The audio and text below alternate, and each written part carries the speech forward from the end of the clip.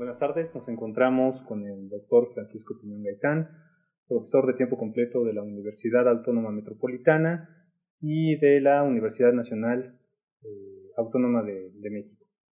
También es presidente y fundador del Centro de Estudios Sociales Antonio Gramsci.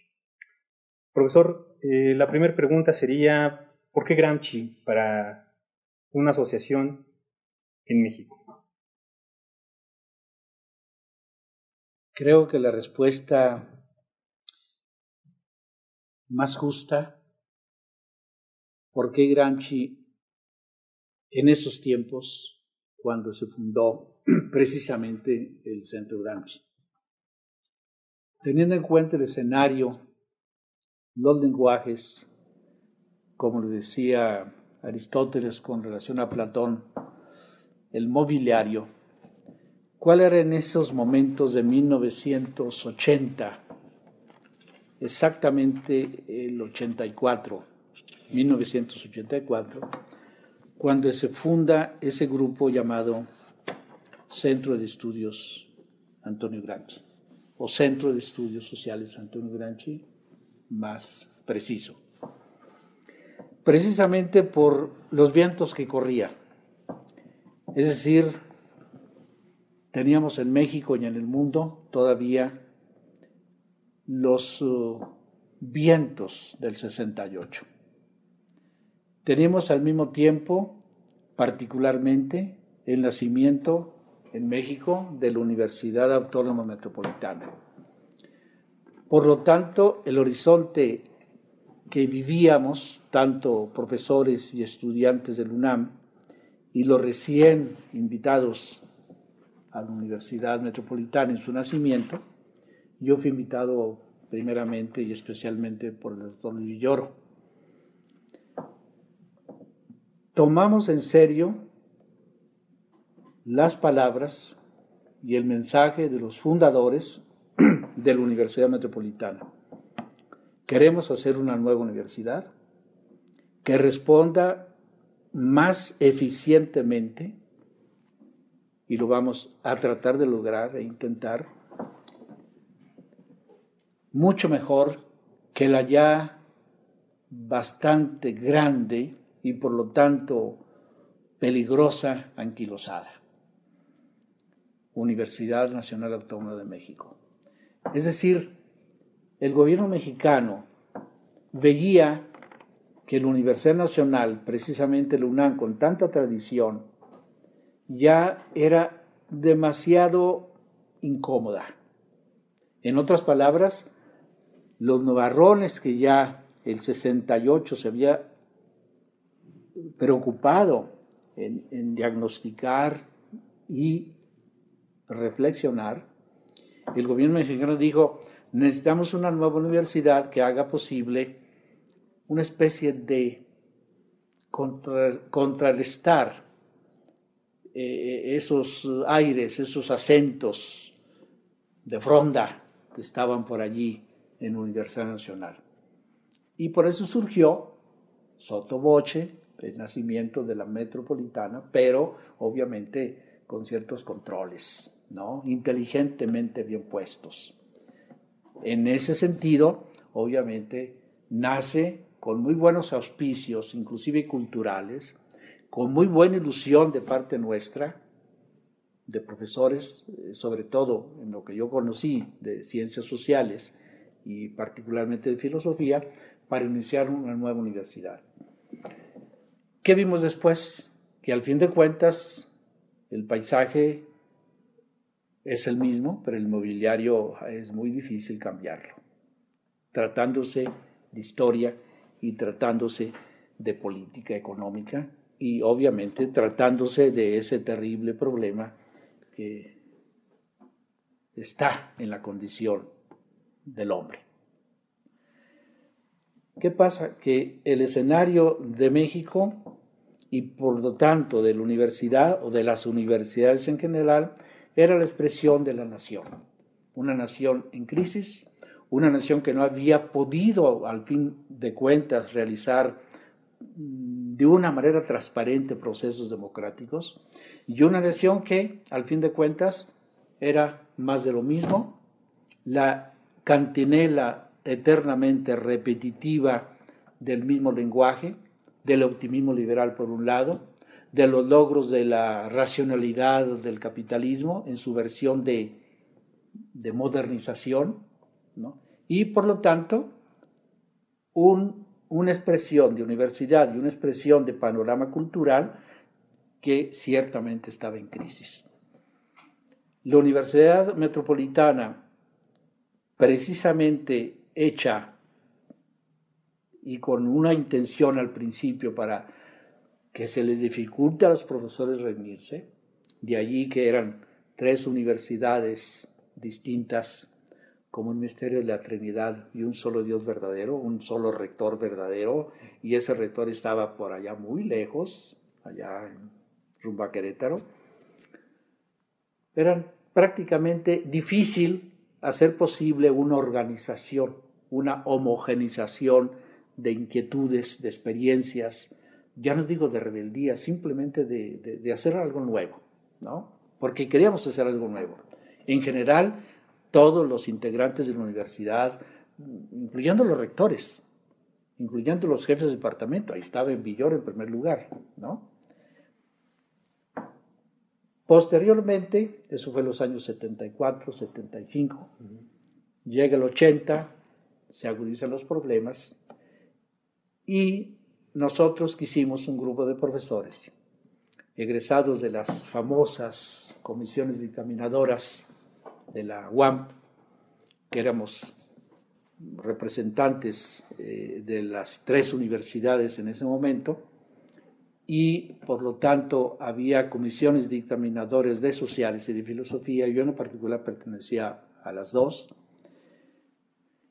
Nos juntamos y dijimos, vamos a tratar de ofrecerle al rector un proyecto cultural, de dar a conocer nuestras propias investigaciones y que nos vayamos conociendo los profesores de las 3 universidades, primero. Y 2, que estén destinadas también, no solamente a que nos conozcamos nosotros entre sí, porque somos una universidad, sino que las demos a conocer a un pueblo. Que la universidad tenga un proyecto cultural precisamente para dar a conocer lo que nosotros hacemos. Y no solamente nosotros, filósofos, sociólogos, antropólogos, sino nosotros, los reales recreadores de la cultura universitaria. Una reunión, recuerdo en ese momento, del doctor Sergio Reyes Luján, de quien guardo muy grata memoria, y hicimos muy buena amistad, a pesar de que tenemos horizontes y lenguajes diferentes, pues nos guiaba el deseo de crear una nueva universidad. Hicimos una reunión precisamente aquí, en esta casa, donde me están grabando ustedes. Y acordamos ofrecerle un proyecto a la UAM, a las 3 universidades, de resultados de investigaciones de profesores, precisamente para poder después de haberlas discutido entre nosotros, darlas a conocer al país, a México, ¿no? En la medida de nuestras limitaciones. El rector le encantó, pero después, por problemas que ya se sabe de la condición humana, por problemas que arrastra la misma política mexicana, los buenos deseos del rector, Reyes Luján, después no se pudieron concretizar porque hubo presión de otras instancias, de otros departamentos, que el grupo no era el adecuado, porque los adecuados pasaban siempre por las instituciones, ustedes saben, ordinarias de la universidad. Total, ese grupo, que éramos como 10 gentes, nos reunimos y decidimos, bueno, pues vamos a crear nosotros un grupo.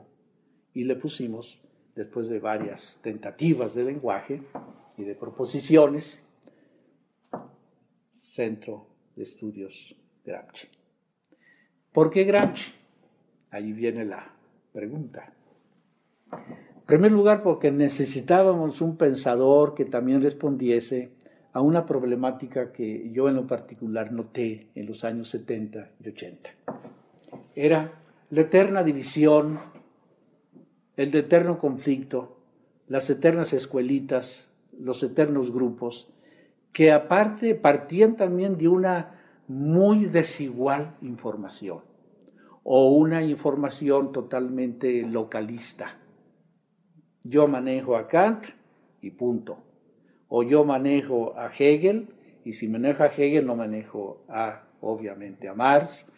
Era demasiado casero, pero en el sentido peyorativo de la palabra, no en el sentido bueno, casero de la palabra. Se desconocían, ¿no? Ya no digamos las grandes corrientes de la filosofía analítica, de la filosofía del lenguaje, que tiene riquísima historia y hay riquísimos argumentos llenos de veras de inteligencia y de lenguaje para discutirlos. No hablo de eso, hablo de que ya en la misma interpretación del marxismo había un marxismo bastante, no digo horizontal, pero bastante, ¿cómo puedo decir?, estructuralista, positivista, que no retrataba ni la obra auténtica de Carlos Marx, me estoy refiriendo a Althusser, ni siquiera, obviamente, las necesidades que teníamos en ese tiempo, que también nos llegaban de Europa, los aires europeos, ¿no? El muro de Berlín, por un lado, el antagonismo norte-sur, los dos pueblos enfrentados, Rusia por un lado, como eje, y el otro Estados Unidos, los mismos que había detectado Tocqueville en 1835 más o menos, y obviamente un gobierno que se veía temeroso y al mismo tiempo preocupado en cómo controlar, cómo, no digo maniatar, cómo controlar, ¿no? Cómo controlar las inquietudes de las universidades. Gramsci aparece en el escenario. ¿Por qué Gramsci? Porque era el que de alguna manera dentro del marxismo supo recoger la gran tradición grecolatina, la gran tradición de la cultura protestante, con sus movimientos de emancipación y de crítica, y obviamente también la gran tradición marxista, y decir marxista es hegeliano marxista, que es el común camino para llegar a Marx a través de Hegel, si no nos vemos o nos convertimos en amanuenses de ciertos libros de Marx. Gramsci es el que recoge también al mismo tiempo, por su experiencia política, por su extracción del sur de Italia, por su formación en literatura, en lingüística y obviamente en la cultura de la tradición italiana, greco, latina, romana y cristiana, inclusive porque cristiana por medio de su madre, y por su combatividad en un movimiento demasiado importante en Italia, que era, por un lado, el futurismo a nivel cultural, el fascismo presente y obviamente también el fracaso y la represión.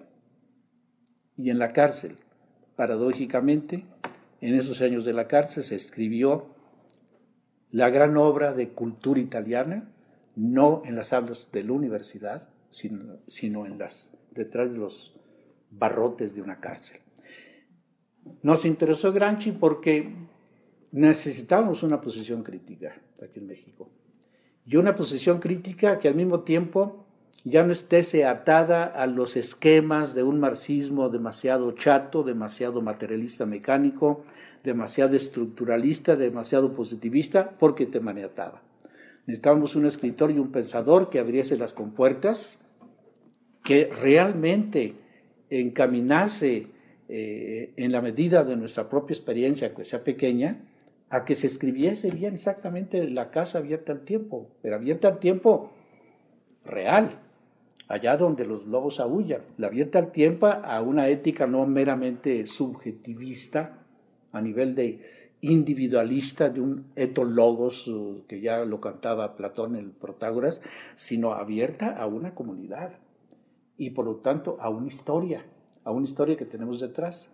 Gramsci, al insistir medularmente y a conversión propia, relevo de pruebas, que su preocupación era escribir una historia de la cultura italiana, una historia de los intelectuales italianos, cómo nacen, cómo se reagrupan, cómo influyen, y que no tenía la miopía de encerrar el movimiento socialista ni siquiera en un libro llamado Oráculo, El Capital de Marx, porque además lo usaban también para mediatizar y dosar los problemas sociales, ¿no?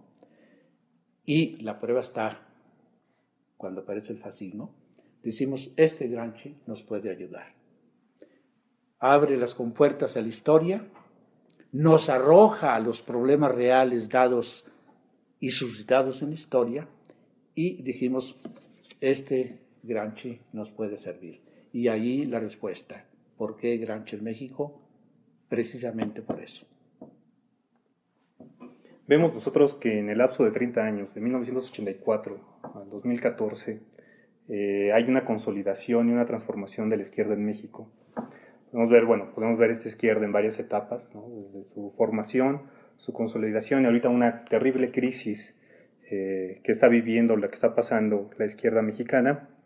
Y vemos que de alguna manera este Centro de Estudios Sociales Antonio Gramsci surge más o menos en el ambiente, no exactamente en el año, pero sí más o menos en el ambiente,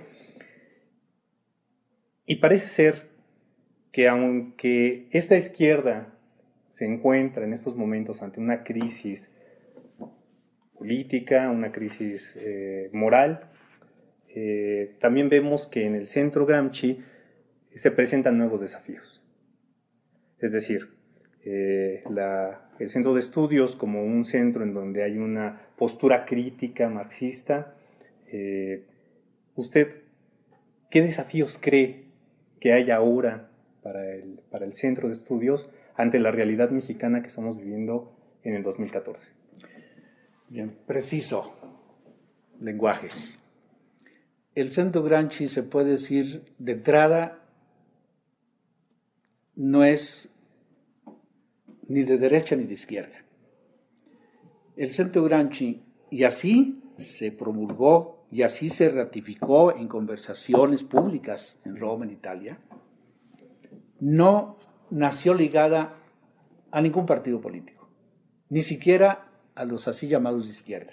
Me refiero al Partido Comunista o me refiero al PSUM en aquel tiempo. Nació como un centro cultural. Y así lo admitieron personajes tan relevantes que vinieron aquí a México, como Aldo Schiavone, un gran jurista y un gran intelectual, que inclusive tiene un proyecto en San Marino juntamente con el autor de El nombre de la rosa, ¿no?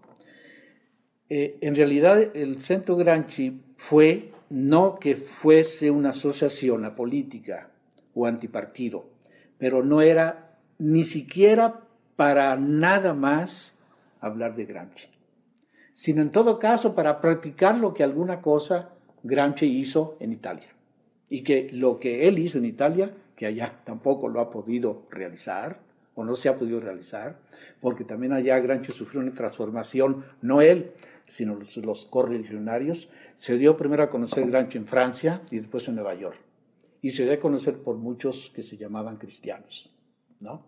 En otras palabras, el Partido Comunista que él fundó, precisamente para abrir las compuertas a un socialismo demasiado uncido a la Segunda Internacional y a un socialismo que casi decía, tenemos que prepararnos para que nos llegue ya esa vieja comadrona para que nos dé los resultados de esta salvación.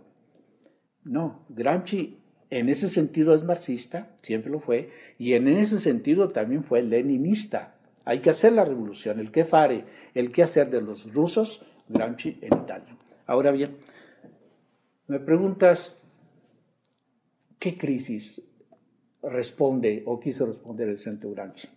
En primer lugar, no es para hablar nada más de Gramsci.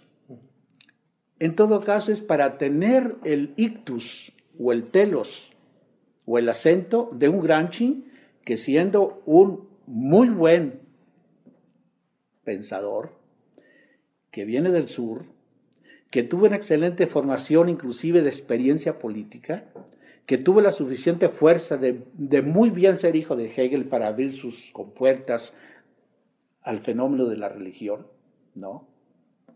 Es el primer marxista, creo yo, que abiertamente, como Hegel, estudia el fenómeno de la religión como un fenómeno histórico, como un fenómeno, por lo tanto, político, y por lo tanto como un fenómeno que nos compete a todos, porque estamos abiertos a la historia. ¿Qué pretendía en ese tiempo y qué pretendemos en el Centro Gramsci, según mi propia experiencia? Es nada de lo humano, cultural, nos es ajeno. Si alguna cosa tiene Gramsci, creo yo que es importante, necesitamos urgentemente volver de nuevo a preguntarnos esa carga histórica que tienen las ideas. Esa carga histórica que al fin de cuentas está en todas partes y que son demasiado peligrosas. ¿Qué cosa? Las ideas. Cuando éstas se apoderan de las masas, lo dijo Marx, independientemente es de sentido común, no porque Marx lo haya dicho. Nos interesa la cultura en toda su extensión. Por eso, en el primer evento que tuvimos, que fue inaugurado por el rector de la Universidad Autónoma Metropolitana, Óscar González Cuevas, en aquel tiempo rector de Azcapotzalco, y también con la presencia de dos grandes intelectuales italianos, tuvimos 4 días en el Palacio de Minería preguntando la herencia de Gramsci en el pueblo, política y cultura. Es decir, nos hace falta en México una crítica de los intelectuales latinoamericanos, no digo mexicanos, latinoamericanos, que ese peso de la cultura vuelva a escribirse. En general no conocemos la historia. Nuestras mejores bibliotecas no están en México. Nuestros mejores estudiosos de la realidad del siglo XVI, XVII y XVIII tampoco vienen de México. Acudimos por mucho a extranjeros, alemanes, franceses, italianos, hasta los norteamericanos. Entonces, Gramsci nos hacía falta porque fue el que sufrió, primero, la represión fascista, tuvo la inteligencia de saber distinguir entre el primer fascismo y los fasci, de combatimiento, los fascistas, de saber exactamente qué hay detrás del fascismo, el nacionalismo y el futurismo, que venía de Francia de Marinetti.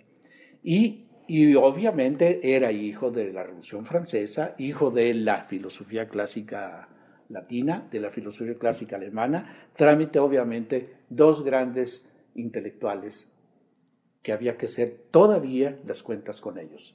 Me refiero, no 2, 3.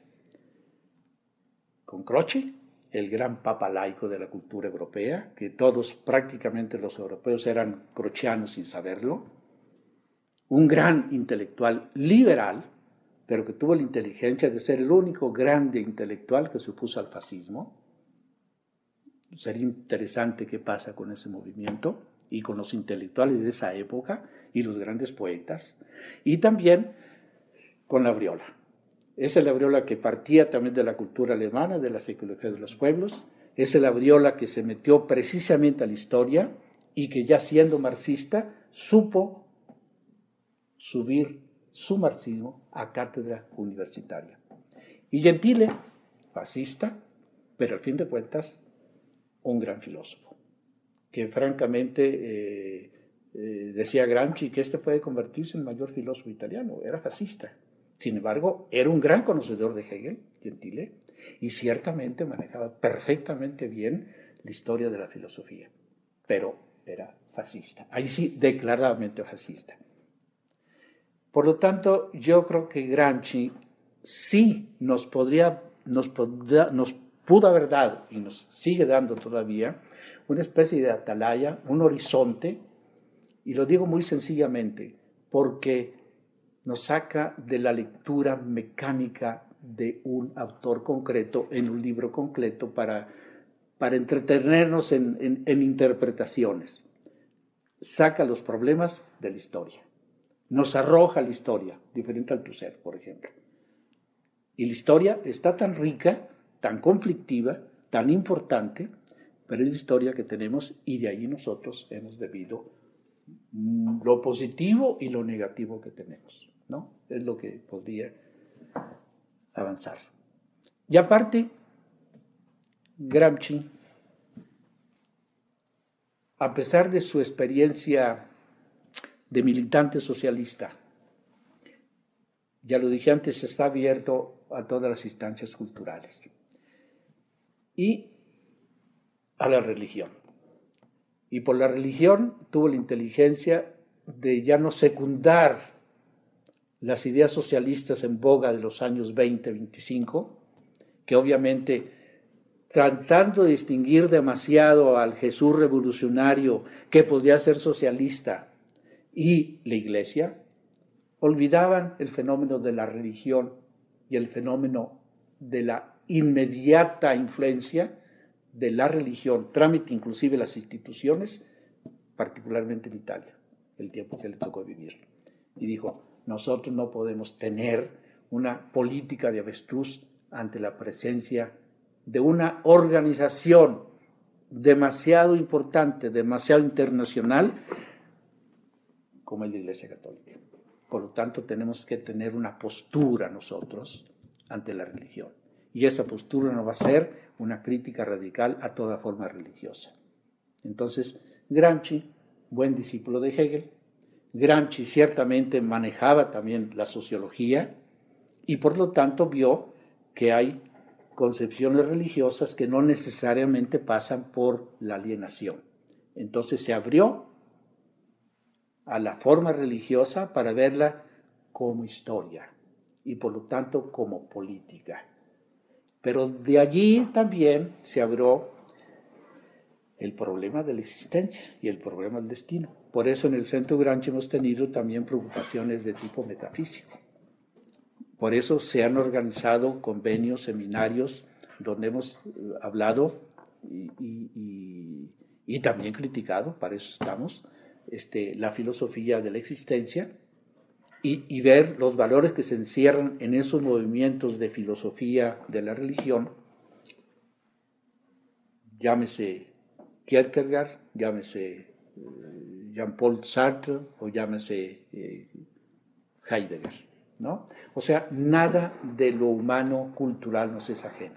Y yo creo que de alguna manera el Centro Gramsci de México, no siendo perteneciente a ningún partido político, ni siquiera nos vamos a especializar en hablar nada más de Antonio Gramsci, sino, como una vez le dije a Aldo Schiavone, y él estaba totalmente de acuerdo, una vez que me acusaron en Roma que porque el Centro Gramsci no pertenecía al partido, es que no puede, no debe, no nació para eso, es un centro cultural que lo necesitamos porque necesitamos de nuevo hacer una autocrítica de lo que nos llegó de Europa y lo que ahora todavía tenemos y no lo estudiamos suficientemente, ¿no?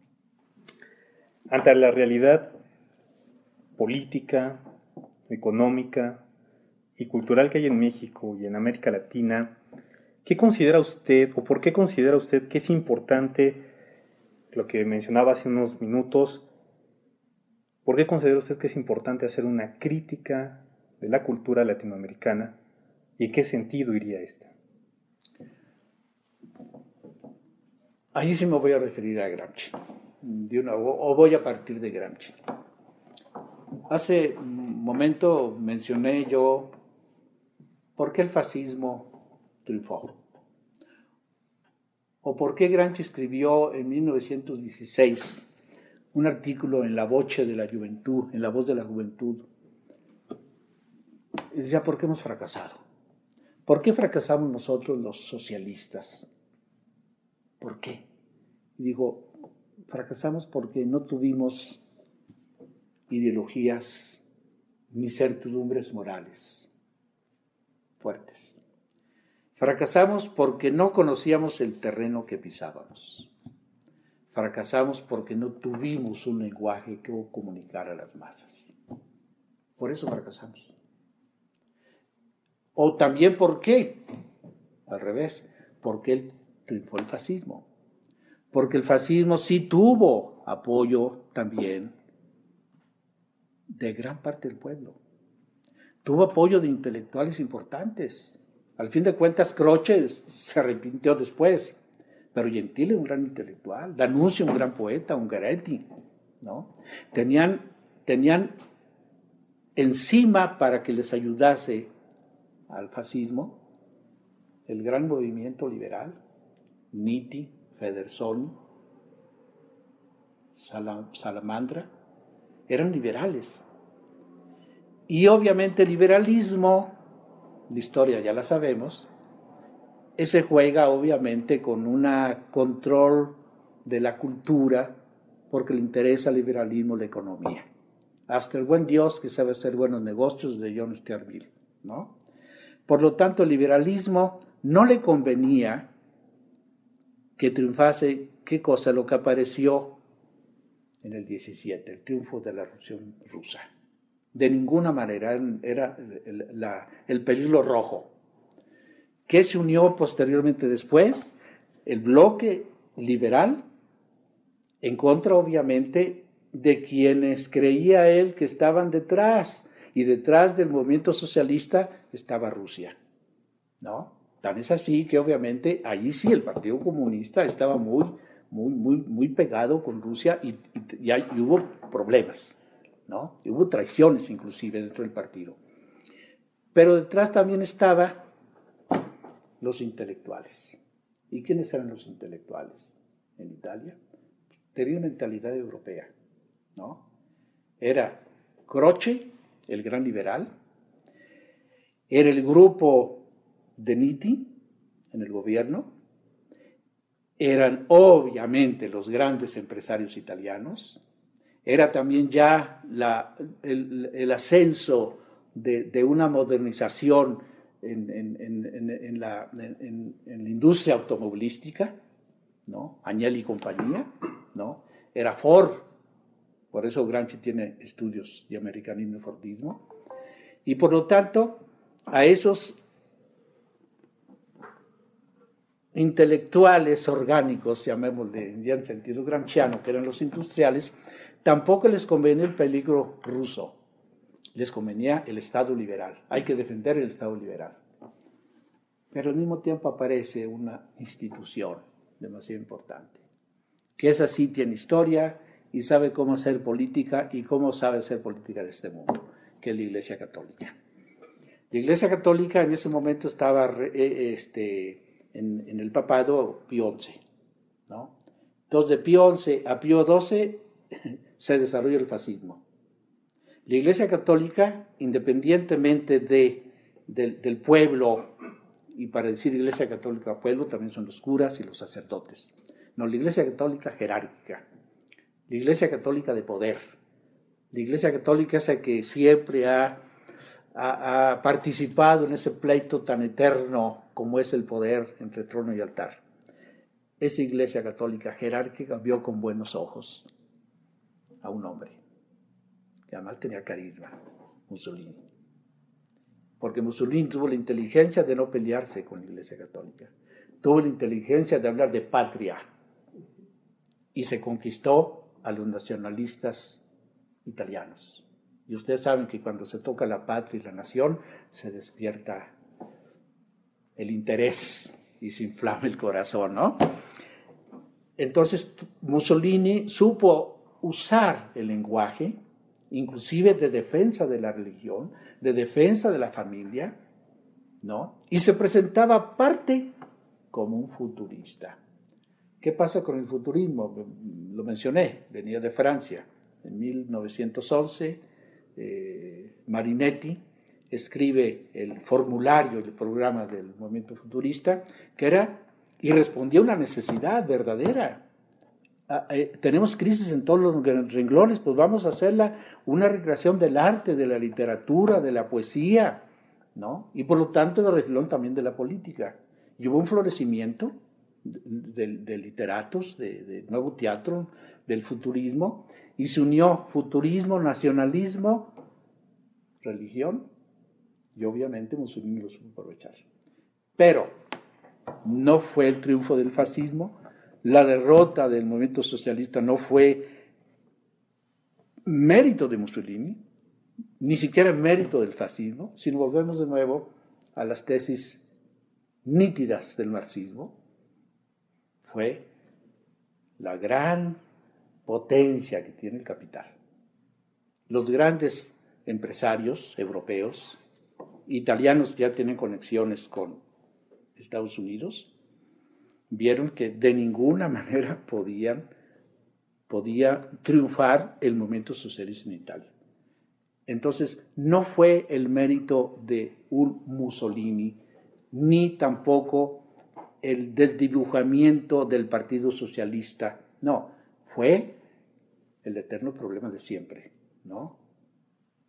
El dinero manda. Los negocios grandes los podemos hacer nosotros empresarios con este movimiento fascista que ya se verá cómo lo vamos a controlar.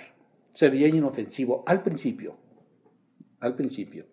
De allí que los aires que llegaron a América del primer movimiento fascista eran no tan amargamente diabólicos como después se vio, ¿no?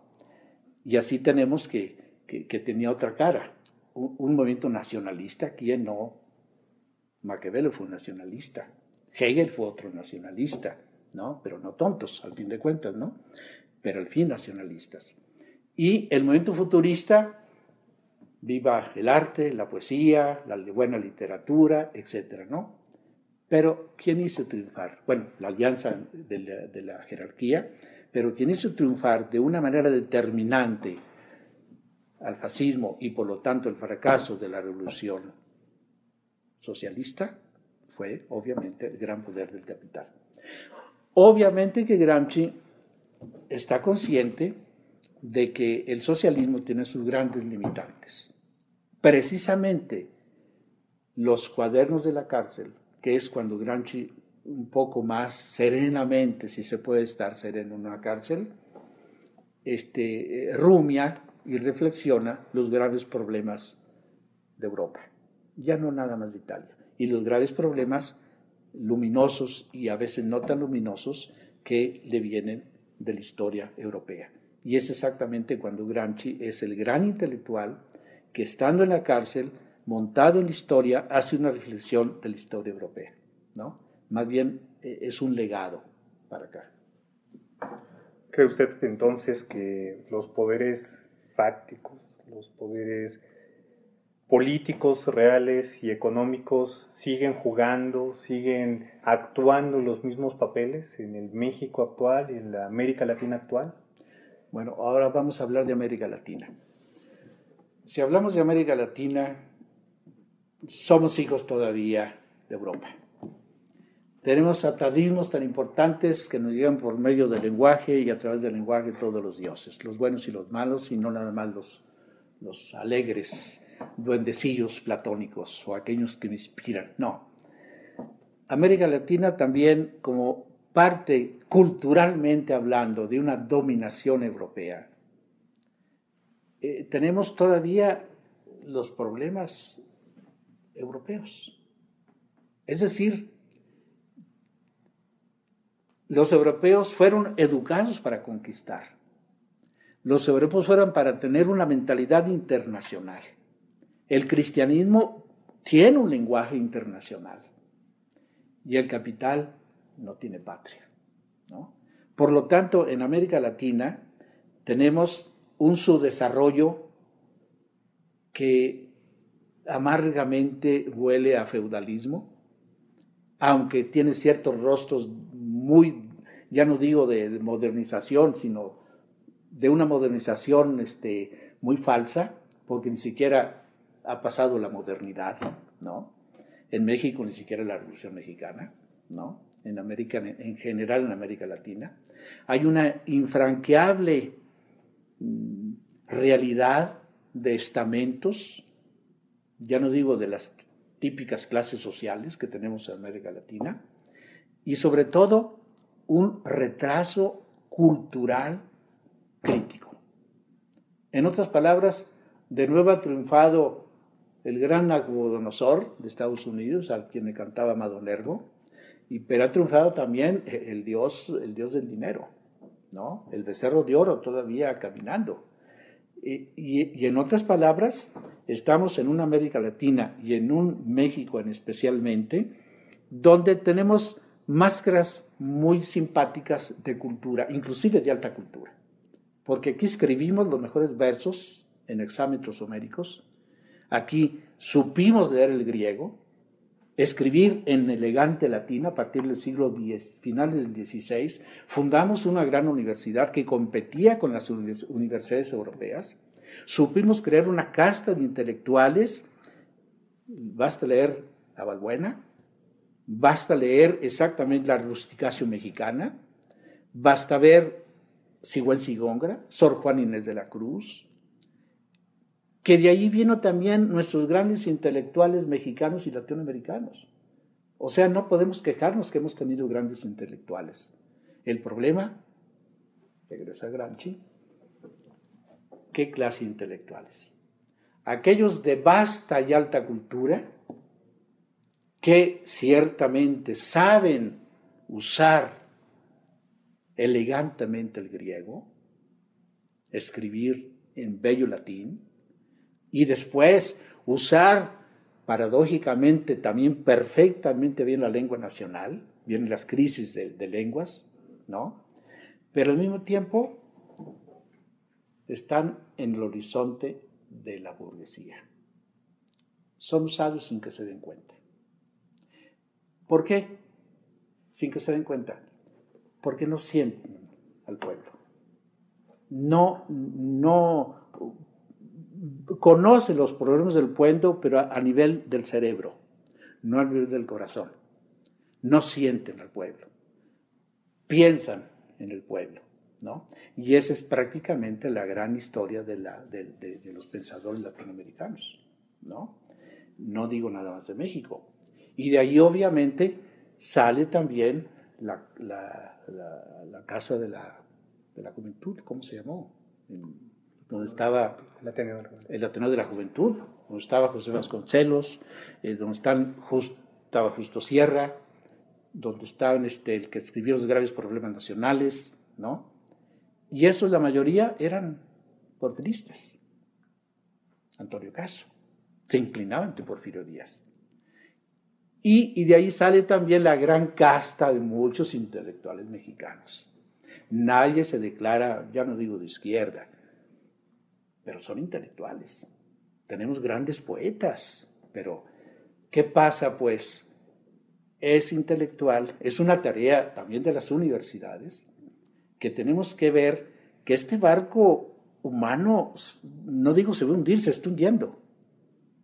Este barco es real, se está hundiendo. Y no solamente en México, en el mundo entero. De allí que el grave problema es que no nos damos cuenta muchas veces. Manejamos una irresponsabilidad tremenda y ese es un problema grave, ¿no? Entonces yo creo que en Latinoamérica y en general también en México hemos también padecido no nada más los proletariados sin cabeza, que escribía Revueltas. Hemos asistido a una especie de mediatización de aceptar la crisis, ¿no? Y de vivir en una alta cultura de excelencia inclusive, pero no nos damos cuenta que vamos en un barco todos y que ese barco necesita ser enderezado por la única manera de ser enderezada, que es por la razón. Y por una razón que tiene una historia. Y esa historia que tiene muchos dioses.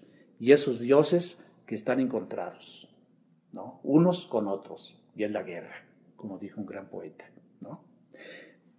Eso sería un poco la centralidad de los objetivos del Gramsci, porque además no nomás nos interesa, ni quisiéramos intentarlo porque es imposible transformar un mundo, ¿no? ¿Qué podemos hacer en la medida de lo que podemos hacer? Y eso que podemos hacer, diría Hegel, lo debemos hacer, ¿no?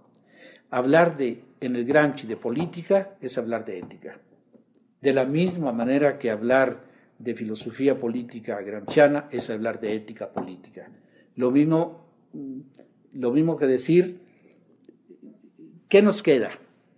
Bueno, primero, conocer el terreno que pisamos.